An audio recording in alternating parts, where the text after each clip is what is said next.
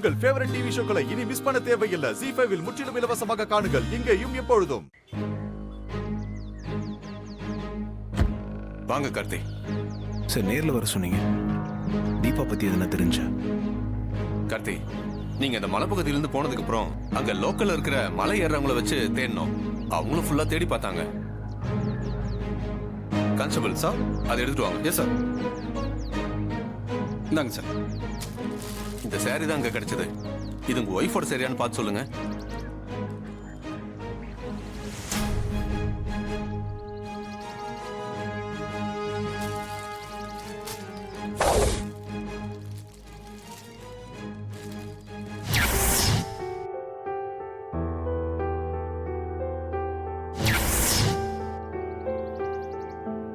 ஆமா சார், இது என் ஒய்ஃபோட சாரி தான்.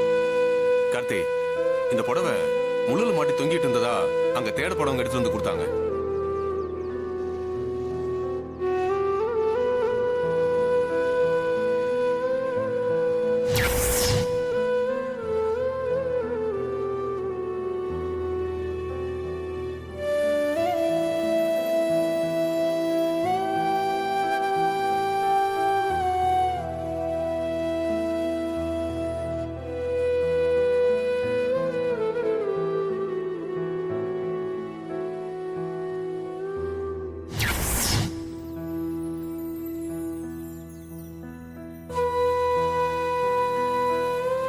கார்த்தி, இது எவிடன்ஸ் எங்ககிட்டயே இருக்கட்டும்.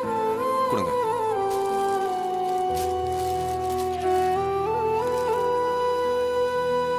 கார்த்தி,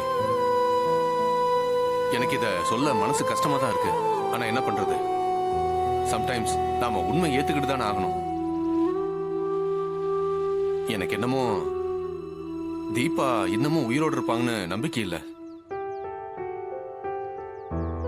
தேட போன இடத்துல அவங்க புடவை மட்டும் கிடைச்சிருக்குன்னா அவங்க கண்டிப்பா அந்த பள்ளத்துல தான் விழுந்திருக்கணும். தேட போனவங்களால அடி ஆழ வரைக்கும் போக முடியல. அதனாலதான் அதுக்கு மேல தேட முடியாம வந்துட்டாங்க. அதனால அவங்க உயிரோடு இருக்கிறதுக்கான வாய்ப்பு இல்லைன்னு நம்ம முடிவு பண்ண வேண்டியதா இருக்கு. சார், அப்படிலாம் சொல்லாதீங்க சார். தீபாக்கு தப்பா எதுவும் நடந்திருக்காது. புடவை தானே சார் கிடைச்சிருக்கு.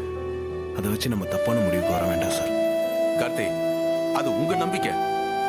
அதுல நான் சொல்றதுக்கு எதுவும் இல்லை. தீபா உங்க ஒய்ஃப், உங்க குடும்பத்துக்கு முக்கியமானவங்க. நீங்க இழக்க கூடாதவங்க. அதனாலதான் நிஜத்தை ஒத்துக்க உங்க மனசு ஒத்துக்க மாட்டேங்குது. ஆனா நான் என்னோட எக்ஸ்பீரியன்ஸ்ல சொல்றேன். அந்த மலையில இருந்து நிறைய பேர் விழுந்திருக்காங்க. அதுல சில பேரோட பாடி மட்டும் தான் எடுக்க முடிஞ்சது. மத்தவங்களை பத்தி இது வரைக்கும் எந்த தகவலும் இல்லை. அவங்க உயிரோட திரும்பி வரவும் இல்லை. அதனால அவங்கள செத்து போனவங்க லிஸ்ட்ல தான் நாங்க சேர்த்திருக்கோம்.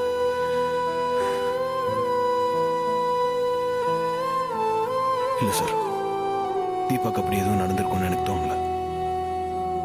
அவங்க எங்கேயாவது உயிரோட தான் இருப்பாங்கன்னு நான் நம்புறேன் சார். கார்த்தி, நான் ஒரு போலீஸ்காரன்.